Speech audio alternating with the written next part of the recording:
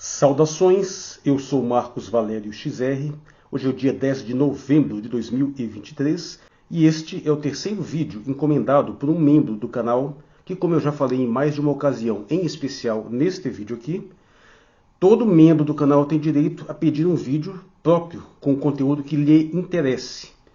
As instruções estão neste vídeo e desta vez foi o Felipe C. dos Reis que fez essa requisição e eu preciso já, num primeiro momento, já fazer um breve desabafo, explicação, porque que demorou um pouco, né? Porque, inicialmente, o tema seriam as cartas de Albert Pike, ou supostas cartas de Albert Pike, que seriam profecias a respeito das 3 guerras mundiais. Só que logo em seguida nós fomos debatendo pelo Messenger, né?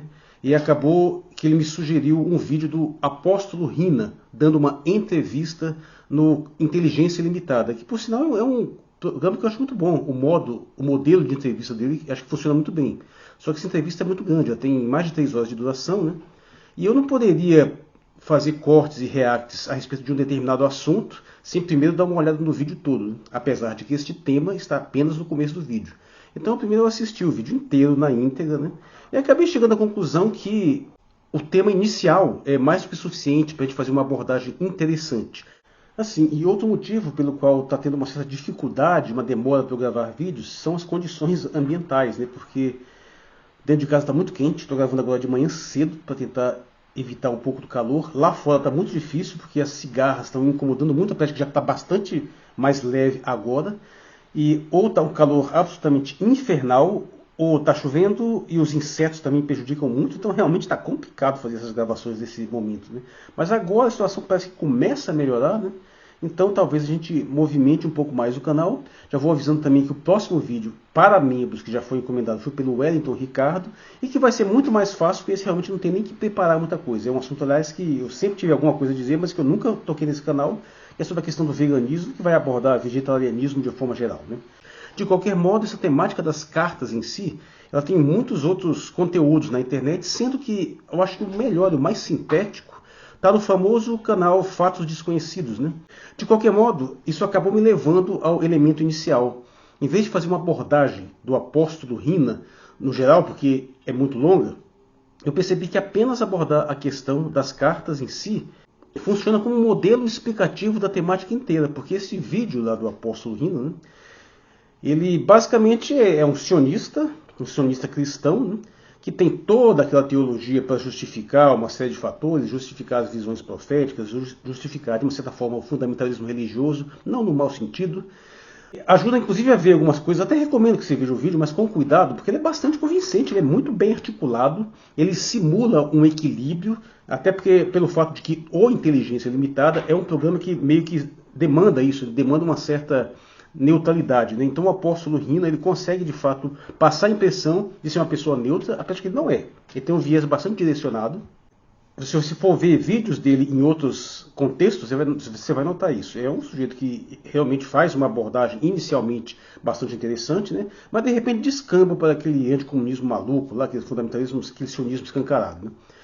De qualquer modo, o vídeo inteiro vai basicamente estar justificando essa questão do Estado de Israel, justificando a conduta de Israel, apesar de que ele fala coisas muito interessantes, é por isso que eu recomendo que se veja. Eu não recomendo para uma pessoa despreparada, porque essa pessoa despreparada pode ser facilmente convencida pela boa retórica e pela boa simulação de imparcialidade. Mas, de qualquer modo, o que eu quero apontar é o seguinte: a maior parte do vídeo está se fundamentando em visões proféticas, nas asserções de que, de fato, a Bíblia previu eventos que estariam acontecendo agora e que, devido a isso, nós teríamos que assumir determinadas posturas. E veja só, é um vídeo que, inclusive, ajuda a demonstrar um fato muito curioso, de que o sionismo cristão faz mais sentido do que o sionismo judaico. Por um motivo até simples: o sionismo judaico tem que romper com a estrutura básica da religião judaica que prevê que o retorno para a terra de Israel, né, só seria possível mediante a ação do Messias, que estaria para voltar ainda. Então o que ocorre é que o sionismo se secularizou e promove uma reinterpretação para justificar esse fato. E quando ele faz isso, ele entra naquela contradição de se basear numa literatura supostamente sagrada, mas ao mesmo tempo violar os preceitos dessa literatura, e fica com essa tensão, né? Porque Aquela questão, você não acredita naquela fonte, mas usa aquela fonte a seu favor, claro, por meio de uma interpretação secularizada, sendo que qualquer forma de secularização, na verdade, destrói a essência daquela fonte, né? Por outro lado, do ponto de vista cristão, é possível defender a mesma coisa sem romper com essa tradição. Ou seja, do ponto de vista cristão, você pode sustentar essa visão sionista, mas tendo em mente que os judeus ainda estão em erro, porque eles rejeitaram a figura de Cristo, e que nem importa muito se você é favorável ou não à questão em si, o fato é que para as profecias se consumarem segundo esta interpretação, né, Israel tem que estar lá. Então não é nem questão de você gostar, de você apoiar, mas é que seria um sintoma da consumação das previsões que vão nos levar ao segundo advento de Cristo. E aí, nesse ponto, o vídeo é bastante interessante. O apóstolo Rina vai colocar ideias lá muito plausíveis, até em termos dentro da teologia cristã, né? Mas acho que todas elas pecam pelo mesmo problema que vai ser apresentado aqui nessa questão das cartas de Albert Pike. E isso eu achei muito interessante. Se nós examinarmos essa temática das supostas cartas proféticas, né, nós vamos observar que elas cometem os mesmos problemas e os mesmos erros da visão escatológica profética como um todo. Ou seja, a gente consegue ver numa amostragem muito mais restrita e muito mais objetiva, que a gente tem muito mais elementos para conseguir circunscrever o assunto de uma forma mais direta, nós vamos perceber ali o mesmo modus operandi dessa visão muito mais ampla. E aí fica claro, se numa visão muito mais restrita de um autor do século XIX, que tem todos os elementos para nos desconfiar, tem quase convicção de que se trata de uma tremenda de uma fraude, se todos esses elementos estão ali num fato assim, tão mais fácil de você isolar, imagina o tamanho do problema que você não tem quando você tenta lidar com profecias escritas há milhares de anos atrás, com forçações de barra enormes, com interpretações extremamente forçadas, que podem convencer quem nunca pegou uma Bíblia na vida. Mas quando você vai lá olhar as profecias de Daniel ou as do Apocalipse, você vai ver que a boa vontade que você tem que ter para aceitar encaixar aquelas visões na contemporaneidade é bastante elevada. Não que seja exatamente, essencialmente errado. Eu próprio tenho a visão escatológica de que essas profecias têm um sentido atemporal. Ou seja, elas sempre vão poder ser encaixadas em qualquer contexto. Por quê? Porque o objetivo delas não seria uma visão escatológica do mundo, mas uma escatologia da pessoa. Ou seja, seria para você se preocupar com a sua própria salvação. Então, como você está vivendo nesse momento, então todos os eventos descritos ali podem ser contextualizados para a sua realidade, mas o que interessa não é o mundo, é você. Ou seja, o que eu quero dizer, eu digo como sempre, é que não importa em que época você viveu, assim que você morrer, segundo a teologia cristã, instantaneamente você já vai estar na eternidade. Então, para você, você está vivendo os últimos dias. É a sua chance de promover um processo de redenção, de salvação, de conversão, né? Mas bem, fechando essa parte, a questão é que as cartas de Albert Pike, né? Albert Pike foi um maçom, entre outros feitos, general também, lutou na guerra dos Estados Unidos contra o México, na Guerra Civil, tem uma história muito interessante. E ele teria escrito para um tal Giuseppe Mazzini uma carta supostamente datada de 15 de agosto de 1871. E nesta carta ele faz uma previsão das 3 guerras mundiais, que na realidade não são exatamente previsões, seriam planejamentos. A denúncia é que isso seria um plano dos Illuminati, né, para implantar um governo luciferiano.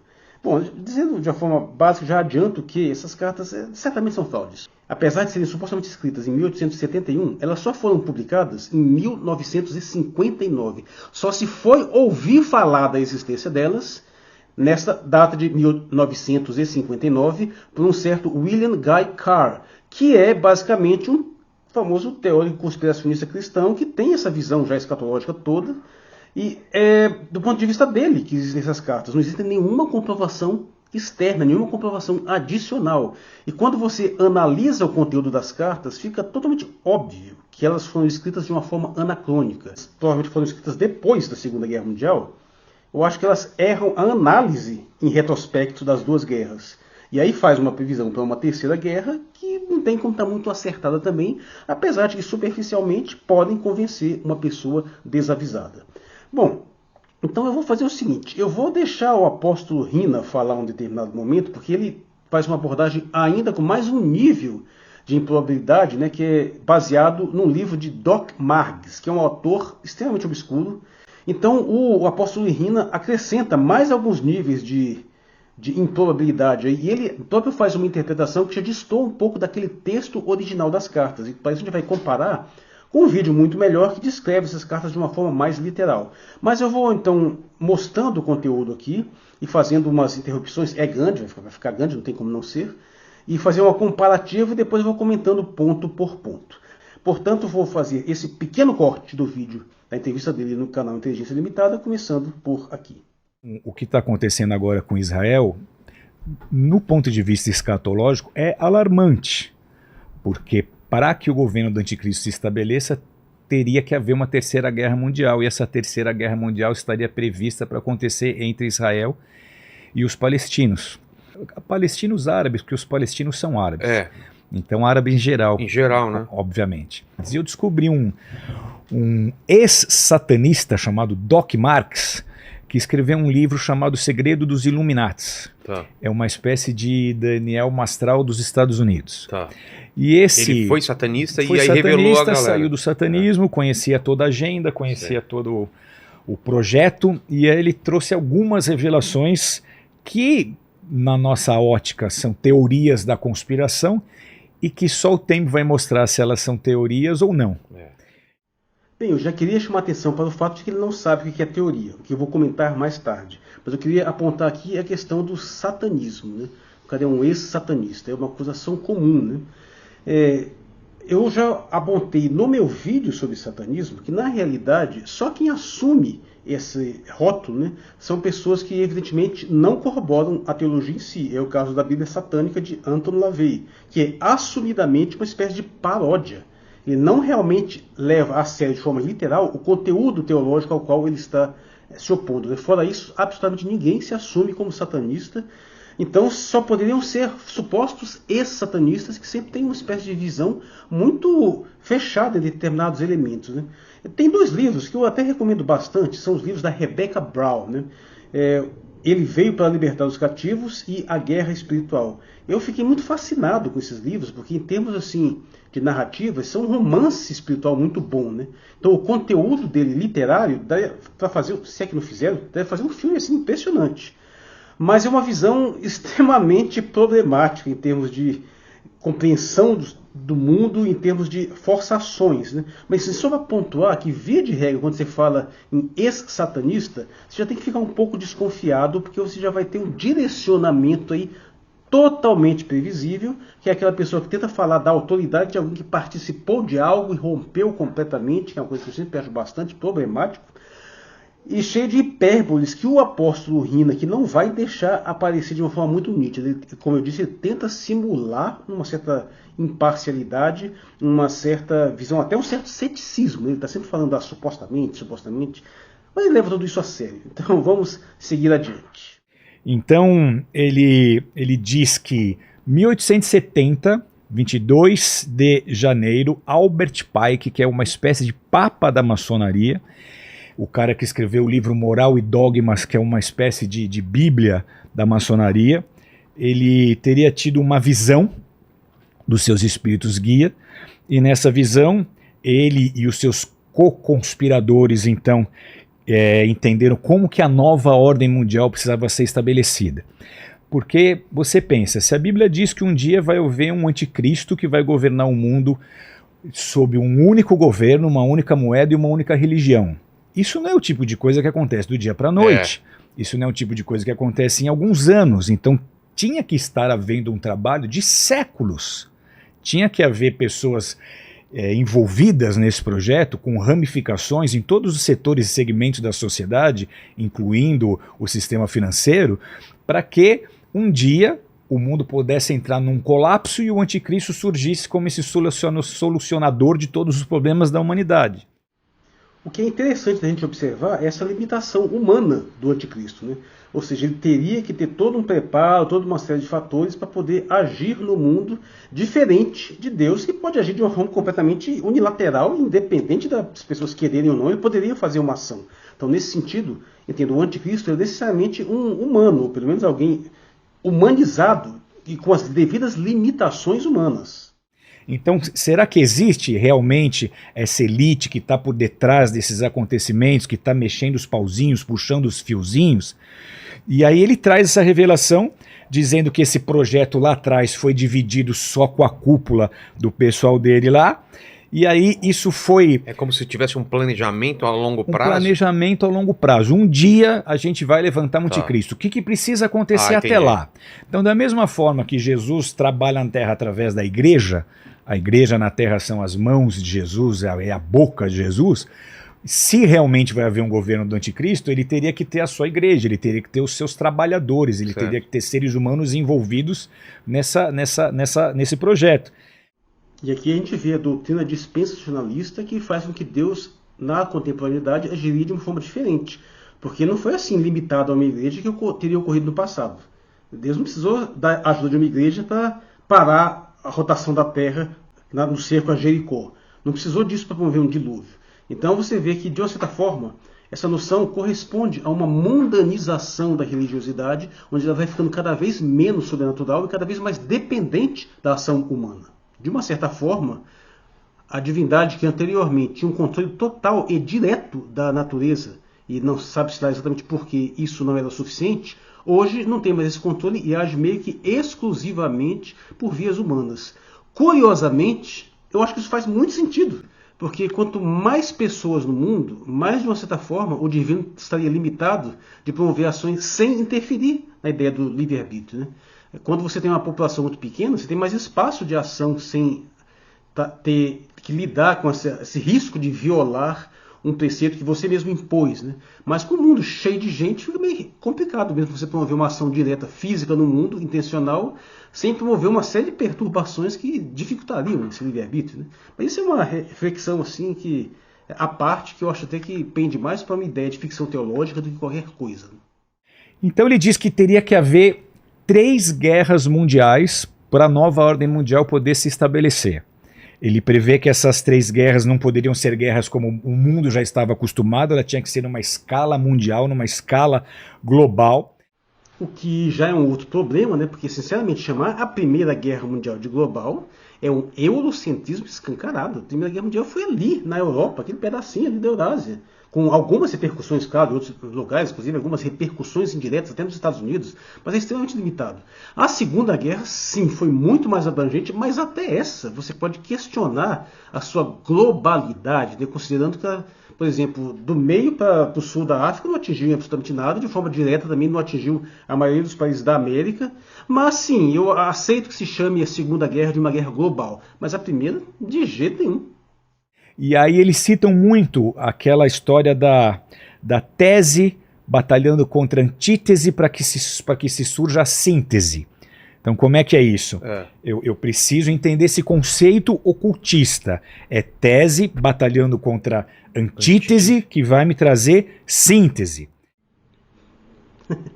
É curioso chamar essa tese de tese ocultista. Essa tese é do Friedrich Hegel, um dos maiores filósofos da história recente da Alemanha. É um predecessor de Karl Marx. Sim, chamam ele de ocultista porque, em tese, segundo essa visão, todo mundo está no balaio de gatos iluministas, inclusive Karl Marx. Essa ideia da tese, antítese e síntese, na verdade, isso é uma obviedade. É uma dinâmica básica de como as coisas funcionam, né? Você está sempre tendo que confrontar visões de mundo distintas, chegar a alguns acordos. Não tem nada de ruptura, de novidade. Isso é, o que o Hegel faz é tentar sistematizar um pouco mais essa ideia, assumi-la e transformá-la num instrumento de análise de construção teórica. Não tem nada de anormal, a gente faz isso o tempo todo. Não seria o próprio cristianismo uma dinâmica entre a tese da religião judaica, a antítese do paganismo romano, gerando a síntese do cristianismo?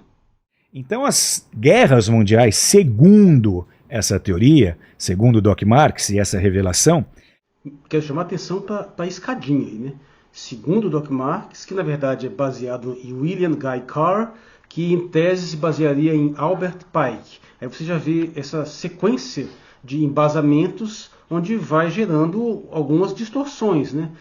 Aquele efeito que no meu tempo se chamava distorção telefone sem fio, né? Onde uma mensagem vai sendo passada cada vez mais com algum erro cumulativo, até poder chegar de uma forma completamente distorcida no seu destino. Claro que a expressão telefone sem fio na atualidade soa um tanto quanto anacrônica. Mas nota, isso é uma pequena amostra minimizada de um problema que é o nível bíblico, tanto da escrita dos autores da Bíblia quanto daqueles que interpretam em sequência. Esse problema é incomensuravelmente maximizado. Por mais que a gente pense que a gente tem acesso a uma fonte originária, que a questão não é nem essa, eu até acho que de fato a Bíblia que a gente tem hoje é basicamente a mesma que foi originalmente escrita, mas, lembrando, ela não é escrita de uma forma direta. Alguém chegou, redigiu um texto e esse é o texto que chegou. Foi copiada várias vezes. São autores que se baseiam em autores anteriores com um agravante de que eles não citam quem foram os autores anteriores, que provavelmente eles nem sabem. Mas há um efeito similar de distorção de significado, de conteúdo, de sentido ao longo da história, nesses vários processos dos escribas originalmente judeus, que é uma pequena casta intelectual que vai fazendo essas leituras e vai reescrevendo e vai preservando esse conteúdo e às vezes vai alterando. Então, sim, e isso só vai ficar só na Bíblia. Imagina o que acontece de lá para cá. Então já havia uma tese, eles precisavam estabelecer uma antítese, para lá na frente surgiu uma síntese. Então o que era a antítese? Primeira Guerra Mundial, segundo essa interpretação, ela teria um objetivo. Esse objetivo era derrubar o governo czarista russo. Um dos motivos é que o czar não queria banco central na Rússia. E esse era um dos projetos que a elite estava querendo implementar, segundo também o livro dele. E aí esse governo ele precisava ser, a partir do momento que o czar cai, ele precisava ser militarista, ele precisava ser ateu e ele precisava ser comunista. E essa declaração ela foi feita, ou essa visão foi recebida 22 anos depois de Karl Marx ter escrito o seu manifesto comunista. Então ele dizia, essa nova nação ela tem que ser comunista, ela tem que ser ateísta e ela precisa derrubar o governo dos czares. E aí você descobre algo muito interessante, que ninguém muito fala sobre isso, mas você descobre que Lenin teve suporte financeiro e financiamento da elite bancária mundial. O quê? Você vai encontrar um livro na Amazon chamado Wall Street e a Revolução Bolchevique, em inglês. E nesse livro eles contam como Wall Street e a elite banqueira mundial financiou Lenin, financiou a Revolução Comunista. O que faria sentido, porque a partir do momento que eles querem mudar um sistema financeiro com um banco central e o czar é contra, então eles financiando uma revolução, eles derrubariam o czar e eles conseguiriam alcançar seu objetivo. Essa questão do financiamento da Revolução Russa por meio de forças econômicas, né, de elites bancárias, isso é uma questão muito controversa, mas assim, é verdade. Muitos vão negar, mas eu acredito que seja verdade. Agora os motivos são completamente diferentes do que a maioria das pessoas pensa. Porque, afinal, uma coisa que tem que ficar claro é que nunca houve uma boa relação entre o oeste europeu e o leste que envolve a Rússia, né? A Rússia dos czares sempre teve uma certa tensão com a Europa. Na realidade, essa ideia era de promover essa revolução, primeiro porque era preferível essa nova modalidade, que por sinal é baseada numa ideia ocidental, do que o modelo anterior dos czares. E você chega a citar essa questão do Banco Central, que é um pouco controversa, não vou entrar nisso aqui não, mas o que eu deixar muito claro é o seguinte: o Ocidente, né, sempre teve essa tensão contra a Rússia. Essa briga é muito antiga, é muito anterior, e isso é apenas mais um desses capítulos. E você nota que então criou-se, já tinha uma tensão antes contra o Império Russo, que se perpetuou durante séculos. Veio a União Soviética, essa tensão continuou, se intensificou na Guerra Fria. Caiu a União Soviética, essa tensão continua. O problema não é ideológico, o problema é literalmente geopolítico. São diferentes formas de ver o mundo, diferentes formas de agir no mundo. Para dar uma pequenina recomendação cinematográfica, nada séria, mas espantosamente instigante, sabe o filme que você pode ver? Kingsman, A Origem. Nesse filme eles fazem uma paródia dos motivos da Primeira Guerra Mundial, com operações secretas que seriam baseadas nessa organização secreta, envolvendo organizações secretas russas, lideradas lá pelo Rasputin. E o fato é que, por mais mirabolante, por mais cheio de cenas de ação que eles fazem, é muito interessante o modo como eles ilustram essas tensões subjacentes e subreptícias que teriam promovido a dinâmica da Primeira Guerra Mundial. Assistam esse filme. Ele é um tanto instigante nesse sentido, e quando você vai pesquisar aquilo ali, cara, praticamente tudo aquilo ali é verdade. O desavisado assiste aquele filme, nossa, mas que viagem, nada a ver. Não, quase que tudo aquilo ali bate certinho com o que aconteceu de fato historicamente, fora, claro, a parte evidentemente mirabolante, aquelas lutas formidáveis, aquelas coisas totalmente impossíveis.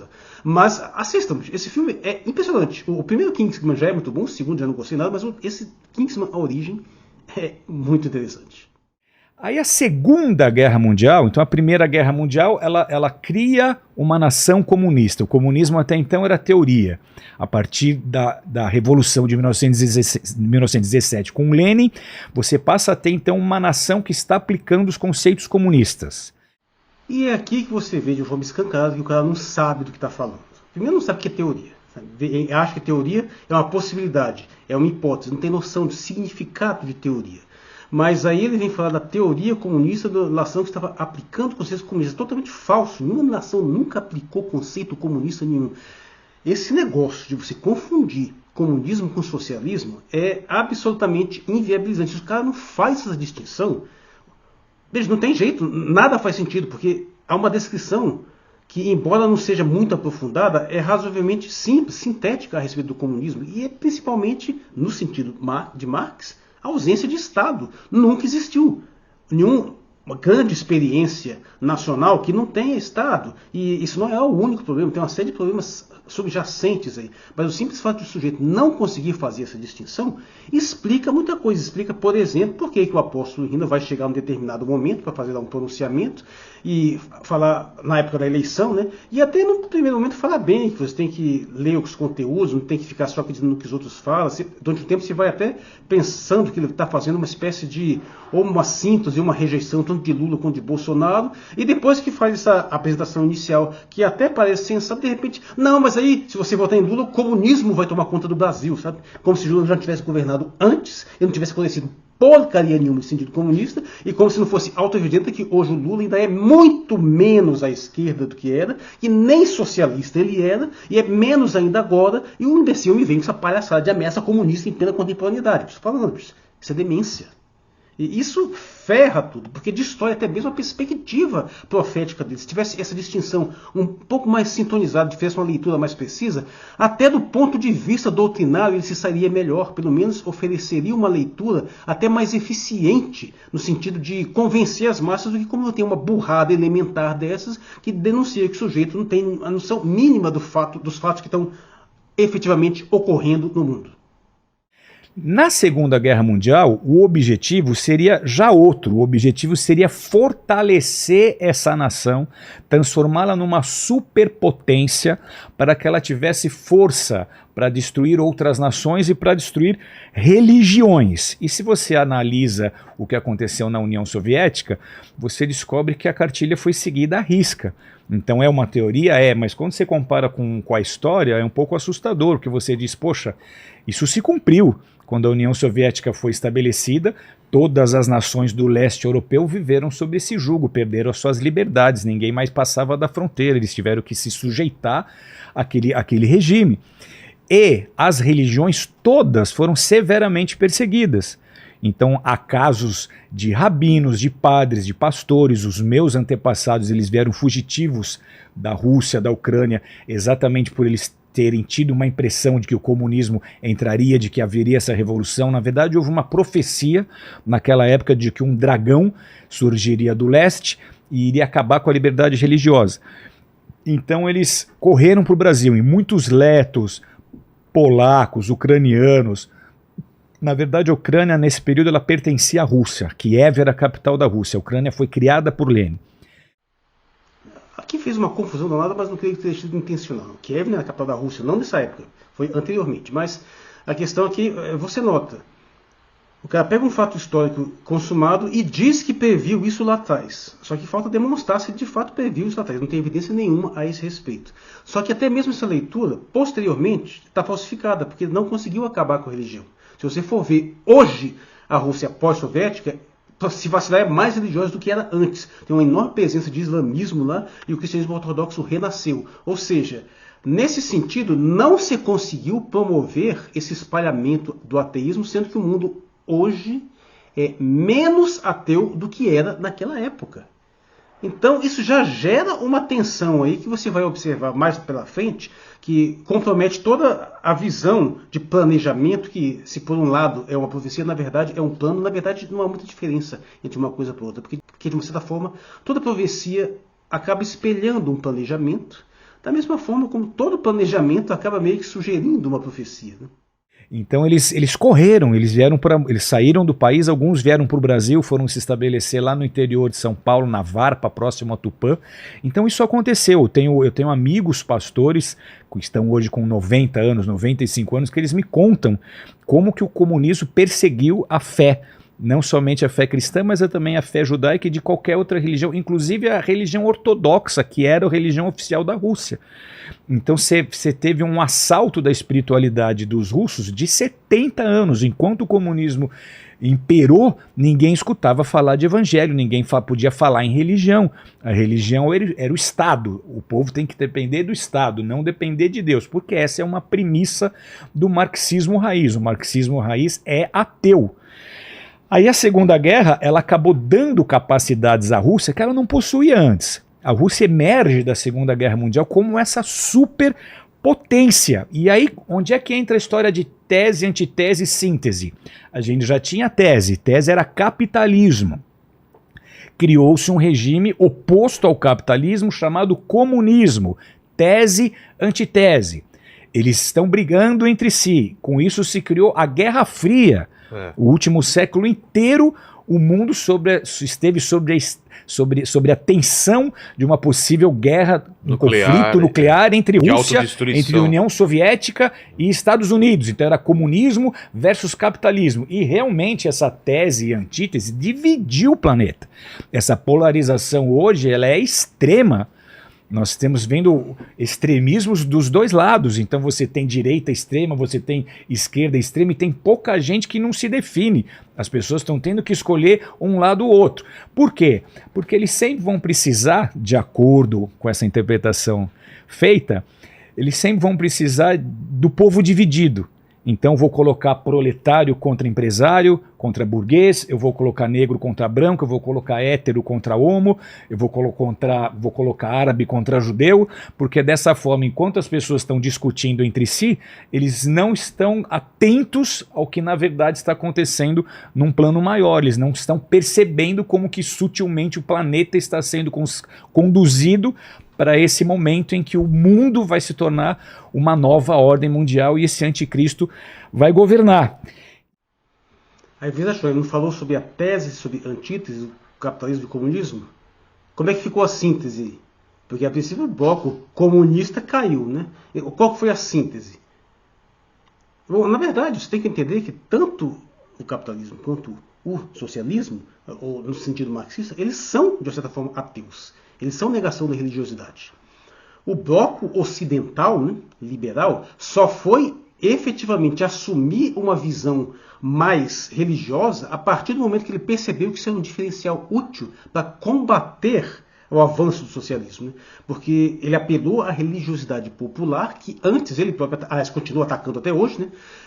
De forma a utilizá-la como um escudo contra o avanço das propostas socialistas, né? Mas o ponto é que você percebe, o tempo todo ele ficou jogando com essa ideia de tese e antítese. Então me diz, qual que foi a síntese que emergiu da Guerra Fria?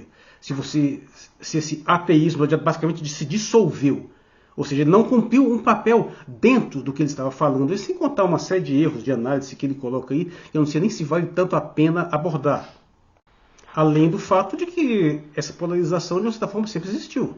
Claro, pode estar um pouco mais enrijecida atualmente devido a uma manipulação de massa, mas vamos dizer que antes não havia um recorde similar entre o mundo cristão e o mundo islâmico na Idade Média, toda essa tensão anterior. Se você for voltar anteriormente, a tensão entre o islamismo e os blocos pagãos, ou mesmo antes, entre Roma e o mundo pagão, você sempre vai achar algum tipo de tensão, alguma forma como você pode trabalhar e polarizar elementos. Isso não é uma criação atual e, ainda pior, ele correlaciona toda essa visão com essa manipulação que hoje tenta dividir o branco do negro, o hétero do homo, essas coisas todas. É curioso que ele não citou a mais problemática de todas, né, que é a divisão entre homem e mulher, porque você pode eliminar a homossexualidade na sociedade, é perfeitamente possível. A sociedade pode não ter burguês, pode ter só proletário, só trabalhador. O comunismo em escalas menores, como por exemplo em kibbutz, nesse sentido ele funciona. A sociedade pode eliminar determinados setores. Agora, a divisão homem e mulher, ela não pode ser feita. Isso é a mais grave de todas e foi a que ele não citou. Mas o fato é que isso aí tem muito pouco ou quase nada a ver com essa dicotomia anterior, porque essa separação impingida dentro da sociedade hoje é promovida pelo bloco liberal, pelo bloco capitalista. E essa visão foi derrubada no Oriente, sendo que hoje a Rússia é um país muito mais conservador, ou a própria China, todo esse bloco que herdou essa dimensão do socialismo, né, incluindo o Vietnã, incluindo a Coreia do Norte, desenvolveram uma outra visão. Então, essa noção da síntese que ele colocou aí, nesse momento, caiu totalmente por terra. Não sei como é que ele desenvolve isso, ele atropela essa passagem, tenta desenvolver essa correlação posteriormente, nós vamos ver onde é que isso vai dar. E aí a Terceira Guerra Mundial, por Doc Marx, segundo a visão de Albert Pike, ela seria uma guerra que se iniciaria entre judeus e árabes, entre judeus e o islamismo e os muçulmanos. E isso é muito interessante porque essa previsão incrível sobre muitos aspectos, ela foi feita muitos anos, foi feita em 1870, Caramba. quando Israel não era um Estado e não tinha nenhuma previsão de Israel ser Estado. Os únicos que acreditavam nisto eram alguns sionistas fundamentalistas e alguns cristãos que estudavam escatologia e sabiam que isso seria necessário. Mas fora isso, ninguém falava em haver uma nação de Israel, um Estado de Israel. Mas ele, em 1870, já estava dizendo que a Terceira Guerra teria que acontecer entre Israel e os árabes, entre os judeus e os islâmicos. E aí, literalmente, da fumaça, das cinzas, do caos dessa Terceira Guerra Mundial, surgiria esse super-homem, esse líder formado por eles para trazer soluções econômicas e sociais, para trazer paz para a guerra, para terminar com a guerra. Ele surgiria no cenário e aí ele entraria em cena. Então o que a gente... Bom, eu encerro por aqui os cortes do apóstolo Rina. Tem muito mais coisas, mas não dá para lidar com tudo isso, porque eu tentei sintetizar nesta temática. Mas note aí que ele já começa com um erro monumental. A guerra não pode ser entre Islã e judaísmo. Impossível. Se há essa tensão, vai ser entre o islamismo e o bloco ocidental. Você poderia até dizer entre o Islã e os cristãos. Faria um certo sentido. Inclusive, eu já sustentei essa hipótese durante muito tempo. Mas até isso é meio impreciso, né? Porque é evidente que se for para ter uma guerra mundial generalizada, você vai ter que ter a entrada da China e da Rússia. Eles não são islâmicos, principalmente a China. Então, e do lado ocidental também não é exatamente cristão. Então a questão é outra. A questão não é Islã contra judaísmo, nem Islã contra cristianismo. É uma outra questão. E aí, no caso, se poderia apelar para aquela distinção entre Bermud e Leviatã, que eu acho até que se o apóstolo Rina estudasse, ele ia gostar disso, provavelmente ele até utilizaria. Eu tento abordar mais no sentido do conflito entre o poder econômico e o poder político, Ocidente e Oriente.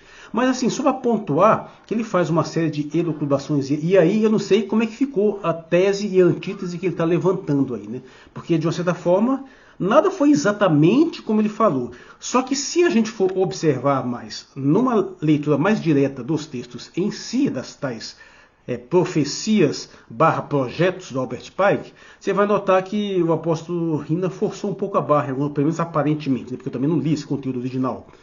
Mas assim, só para finalizar, daí para frente ele vai enveredar pela questão do sionismo, justificar que a terra lá é dos judeus, vai pegar o combo completo, toda aquela leitura de que sim, que aquele é de fato a continuidade do povo de Israel, vai fazer um monte de alegorias. Eu só queria chamar a atenção para uma que ele vai fazer, que ele tenta colocar como se tivesse sido previsto que Moscou, que a Rússia estaria envolvida lá, quando ele fala na questão de Gog e Magog, que é para o norte. E é curioso que ele fala que até que subindo de Jerusalém no norte você dá em Moscou. Na verdade não, você dá em Kiev, né? É curioso, porque ele não se aproveitou para fazer essa leitura aí. Mas o fato é que Bicho, pode virar a Bíblia do avesso, mas a Bíblia não tem nenhuma sugestão que um dia teria previsto a descoberta, não só do Novo Mundo, não tem nada lá que sugira isso, mas sequer a descoberta do Oriente mais distante. A visão dele é aquela visão do Oriente Médio, tinha uma noção ali do norte da África, Oriente Médio, sul da Europa, vamos pegar uma parte ali que envolve onde é a Turquia, mas só, ela não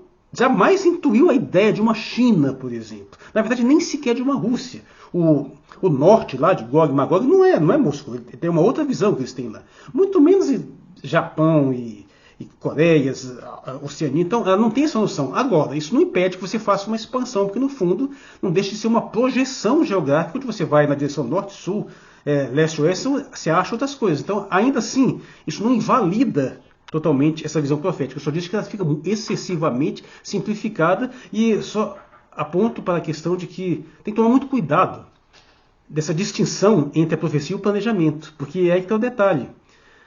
O grande trunfo dos fundamentalistas cristãos, de fato, tem sido a criação do Estado de Israel, porque parece, de fato, a realização profética de uma visão bíblica. Acontece que isso é uma profecia autorrealizável, porque os próprios sionistas, baseados nessa interpretação, fizeram esforços mundanos para conseguir promover a criação do Estado de Israel. E, naquele caso, se você for tentar associar o mais possível a uma correlação bíblica, e se você for tentar, por exemplo, porque agora o Messias, na verdade, são os próprios judeus, o Messias seria o sionismo, seriam os sionistas, de uma certa forma você vai ter que encaixar a ONU aí nesse papel, num papel assim bastante dignificado. De repente, a ONU ajudou a furar o Estado de Israel, a ONU seria o Messias, então tem uma série, ainda mais associando ao fato de que o Estado de Israel foi fundado com uma premissa comunista. O objetivo original dele era esse. Ele estuda sobre Ben-Gurion, que é basicamente uma espécie de pai fundador do Estado de Israel, né? Então as coisas ficam bastante complicadas. Então, do ponto de vista sionista judaico, já é problemático. Do ponto de vista cristão, tem lá algumas percepções mais interessantes, porque do ponto de vista cristão os judeus já estão em erro mesmo e não estão saindo desse erro. Inclusive, se você for observar alguns elementos, você vai notar que eles estão sempre sendo punidos e sempre recorrendo ao erro, e cada vez é uma situação diferente, onde Deus dá-lhes alguma coisa e eles estragam tudo. E, de novo, e nesse sentido eu gosto de incluir que o Estado de Israel seria mais uma dessas situações, né? Vamos lá, entre aspas, Deus deu para ele Israel, daí o que eles estão fazendo? Estão ferrando tudo de novo e vão ser punidos novamente, né? Mas agora, vamos comparar a leitura do apóstolo Rina com a leitura deste vídeo aqui, que vou selecionar alguns trechos com um narrador que tem uma voz maravilhosa. Então vejamos a diferença. Vamos ver o que ele diz sobre cada guerra. Número 1. A Primeira Guerra Mundial deverá acontecer a fim de permitir que os Illuminati derrubem o poder dos czares na Rússia, fazendo do país uma fortaleza do comunismo ateísta. As divergências causadas pelos agentes dos Illuminati entre os impérios britânico e germânico serão usadas para fomentar essa guerra. Ao fim da guerra, o comunismo será estabelecido e usado a fim de destruir outros governos e enfraquecer as religiões. Deixando de lado a terminologia de comunismo, observe que outros governos a União Soviética ajudou a derrubar. Porque além do bloco soviético ali, que se estendeu ali naquela área, né, que já era basicamente o Império Russo, só derrubou mesmo, só ajudou a derrubar o próprio Hitler. E só. Ela não financiou nenhuma ação, a não ser algumas ações pontuais na África, e que mesmo assim foram muito tímidas em comparação. Nenhum grande país, nenhuma grande potência foi derrubada por ação da União Soviética, a não ser a própria União Soviética, né? Então já começa mal essa visão profética, porque ainda que você aceite essa ideia de estabelecer o comunismo ateu, essas coisas todas, você consegue fazer essa leitura, e claro, ainda que isso fosse uma profecia e não tivesse sido escrito depois, né? Mas já tem essa problemática de você levantar uma potência que depois, de uma certa forma, se desfez e se direcionou num outro sentido. E por fim, além de nada ter feito contra a religião que mais cresceu no século XX, que foi o Islã, aconteceu que a oposição ao bloco soviético fortaleceu as religiões. Foi graças a isso que a religião cristã, em grande parte graças a isso, que a religião cristã se fortaleceu, especialmente nos Estados Unidos e nas Américas. Ao passo que depois que caiu a União Soviética, também se fortaleceu lá. Então isso aí furou, simplesmente furou. Número 2. A Segunda Guerra Mundial deverá ser fomentada ao tirar vantagem das diferenças entre os fascistas e os sionistas políticos. Essa guerra deverá acontecer para que o nazismo seja destruído e o sionismo político se torne forte o bastante para instituir um Estado soberano de Israel na Palestina.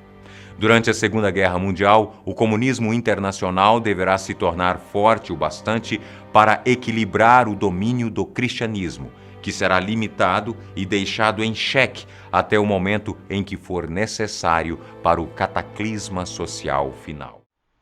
Sério, uma carta escrita em 1871, usando os termos fascismo, termo que só foi ter registro de surgimento lá para 1910, 1920, nazismo, que só foi ter registro lá para 1930.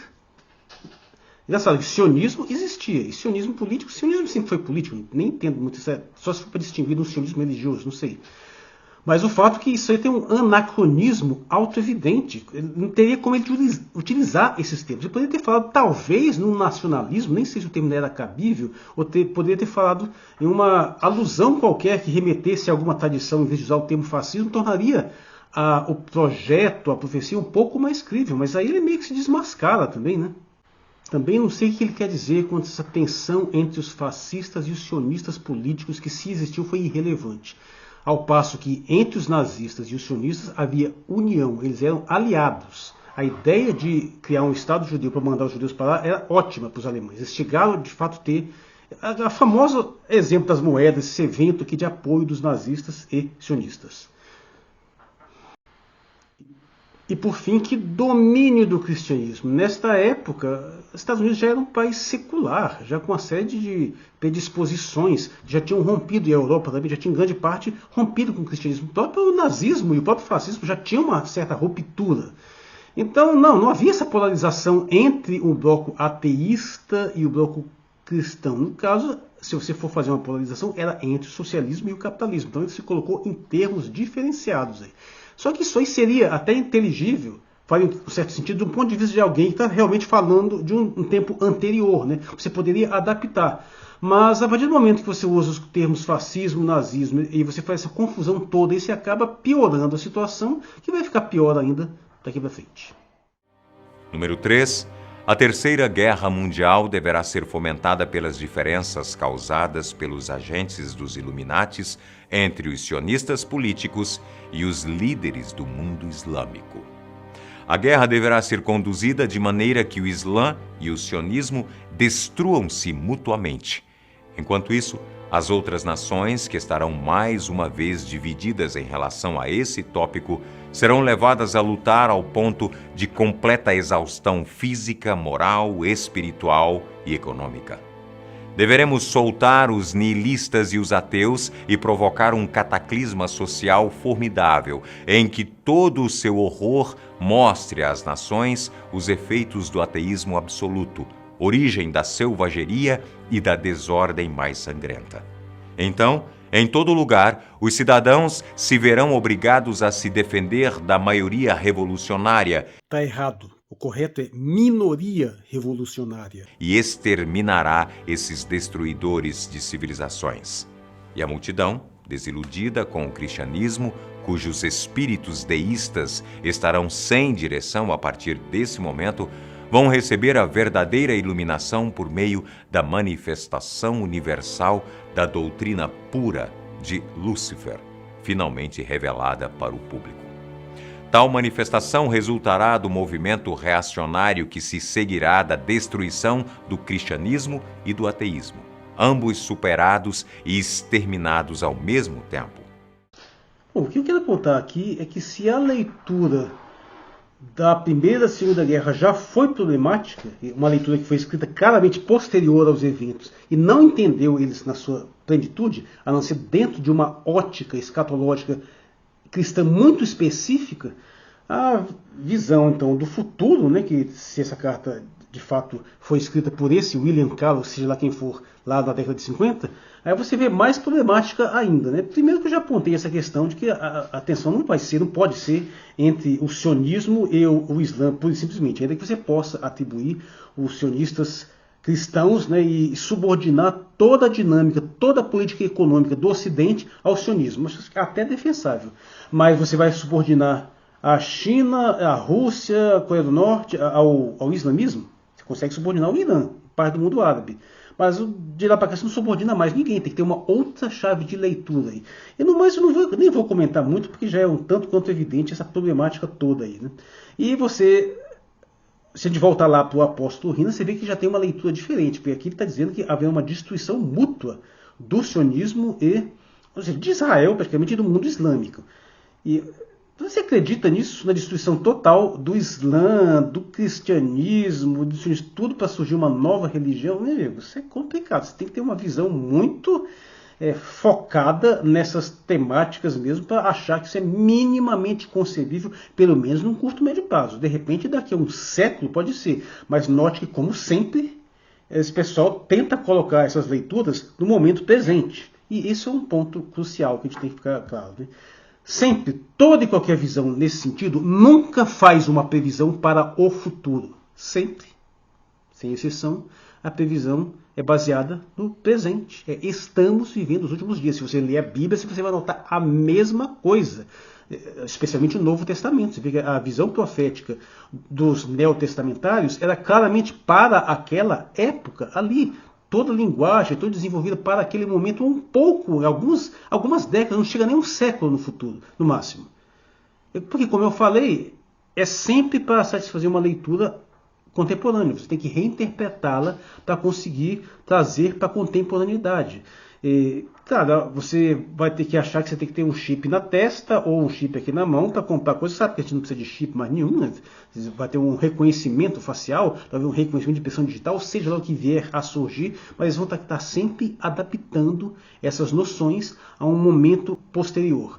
Mas o fato é que é muito difícil alguém levar a sério de que a curto prazo, e curto prazo eu digo assim, em 30, 40, 50, meio século, você acredita que em meio século desaparece cristianismo e islamismo e tudo vai ser reduzido a uma religião que vai dominar o mundo inteiro?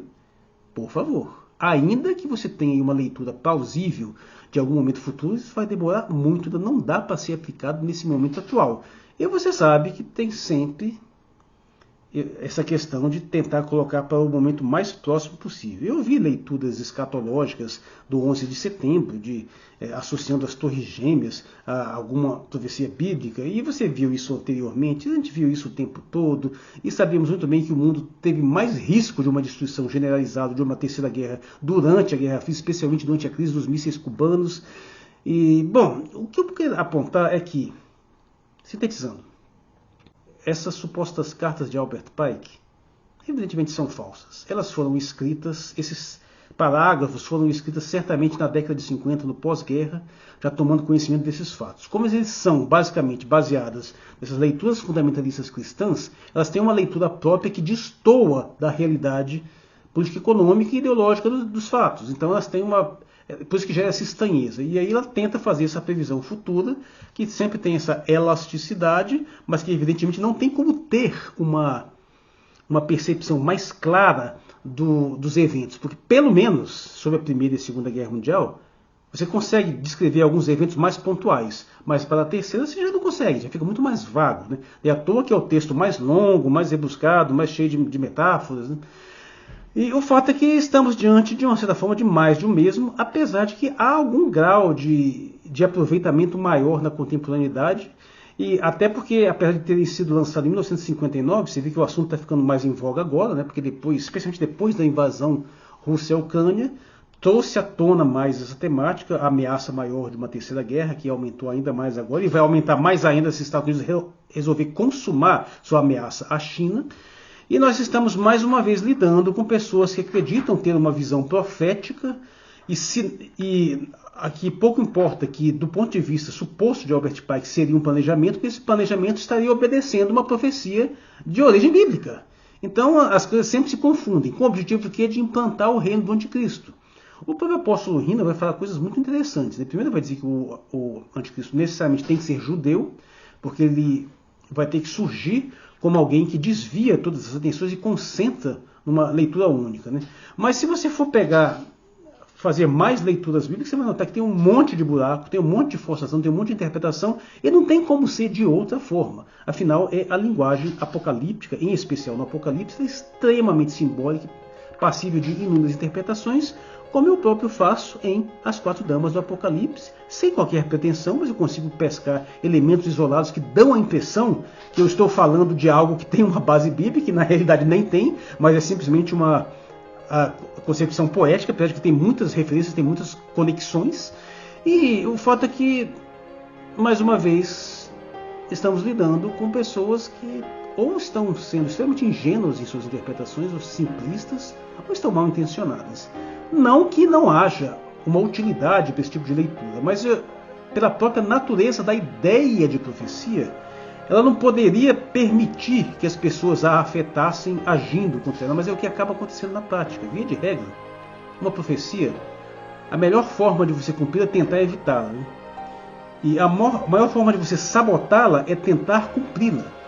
Então, eu digo mesmo conselho, se você acredita nessas profecias, se você torce que elas ocorram porque elas vão trazer um segundo advento, faz muito sentido você ficar divulgando, porque você só vai atrasar essa realização, porque você vai dar aos inimigos elementos para sabotar a realização dessa profecia. E eu digo isso desde sempre, eu digo isso inclusive para o próprio marxismo. Eu tenho um texto chamado O Maior Erro do Marxismo, o Grande Erro do Marxismo, é que nesse sentido ele é contraditório. Porque se Marx acredita nas forças históricas impessoais que vão realizar essas transformações por uma força totalmente irresistível, na força da própria materialidade, não fez sentido ele divulgar isso, porque ele só fez dar aos inimigos dessa revolução os elementos para postergá-la indefinidamente. Ou seja, ele devia ter ficado quieto e deixar a situação se resolver por si própria. Mas eu não vou me alongar mais, eu cheguei numa espécie de entendimento pessoal que nenhum vídeo meu deve passar de 1 hora. Eu espero que tenha sido satisfatório para a pessoa que me pediu esse vídeo, o Felipe Reis, né? Eu fiz essa abordagem, peguei alguns elementos que ele mesmo sugeriu. Poderia ter feito até uma abordagem mais sintética, ignorando o conteúdo do apóstolo Hina, focando mais nessa questão das cartas mesmo. Mas eu acho que com isso a gente consegue debater mais de um assunto, conectar os temas, trazendo para essa questão contemporânea. Eu teria muito mais coisa para falar a respeito do apóstolo Hina, mas eu não vou entrar mais em elementos, porque é difícil falar só de umas coisas e não de outras, e eu não vou fazer um react de um vídeo de 3 horas. Mas então, basicamente é isso. Espero que tenham gostado, e fica aqui a mensagem. Estou disponível para fazer vídeos sob demanda por qualquer pessoa que seja membro do canal, e o próximo já está na fila, vai sair bem mais rápido do que esse. E eu sou Marcos Valério XR, no dia 10 de novembro de 2023. Muito obrigado por sua atenção.